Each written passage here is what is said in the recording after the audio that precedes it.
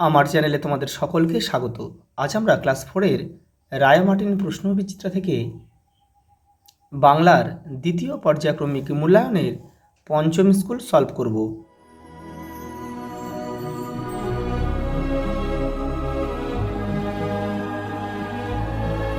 দেখো, প্রথম প্রশ্ন। শম্ভুর 12 বছর বয়স। দেখো, এটা হবে বনের ধারে শম্ভুর দাদুর ঘর। দিনের বেলায় পাঠশালার সবচেয়ে দুরন্ত ছেলে শম্ভু। হাড়ভাঙা গাছের পাতার গাছ, শুষ্নি পাহাড়ের মাথায়। শম্ভুকে বাইরে যেতে বারণ করেছিল বেড়াল।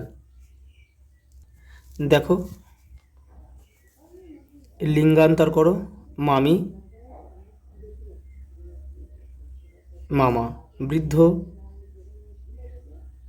বৃদ্ধা। পিসিমা, পিসে,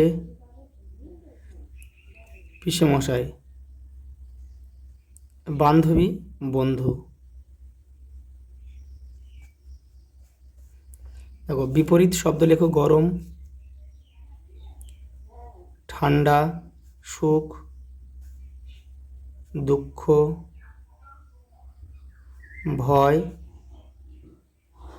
সাহস, দুরন্ত, শান্ত।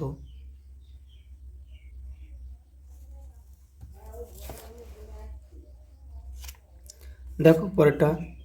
পাঠশালা, পাঠশালা হবে গুরুমশাই। বন, গাছপালা।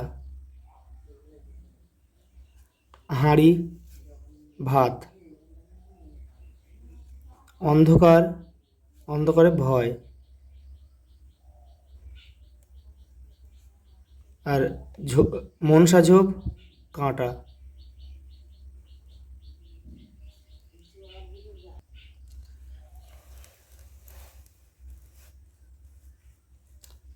পরের প্রশ্ন দেখো।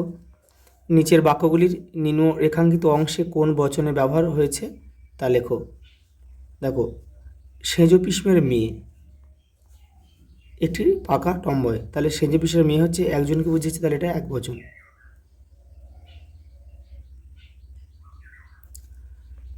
সকালবেলা ফ্যানসা ভাত খেয়ে আমরা 4 ভাই 1 বোন, অর্থাৎ 5 জন। এটা কিন্তু বহু বচন।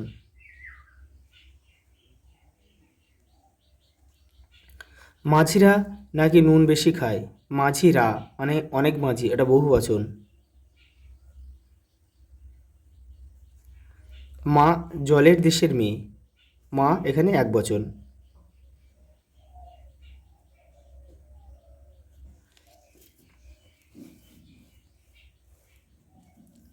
দেখো, বর্ণ বিশ্লেষণ করো দিয়েছে, পড়ে পশ্চিম দিয়েছে। দেখো, আমি এখানে করে দিচ্ছি তোমাদের।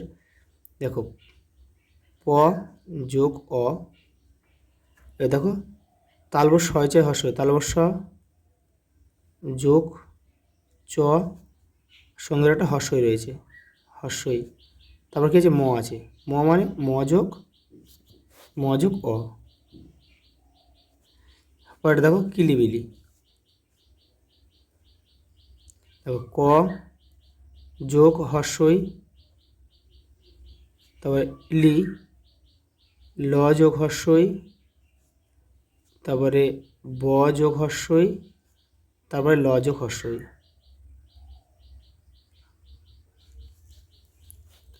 পরেটা দেখো কি আছে, বাগিচা।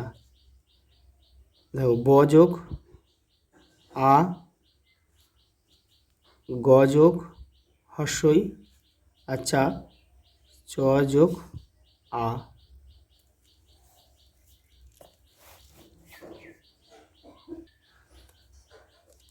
কবি সত্যেন্দ্রনাথ দত্ত কি নামে পরিচিত? ছন্দের জাদুকর। টমবয় শব্দের অর্থ কি? দুরন্ত মেয়ে। শম্ভুর দাদুর জন্য কি আনতে হয়েছিল? শম্ভু দাদুর জন্য কি আনতে গিয়েছিল? এটা হচ্ছে হাড় ভাঙা, হাড় ভাঙা গাছের পাতা।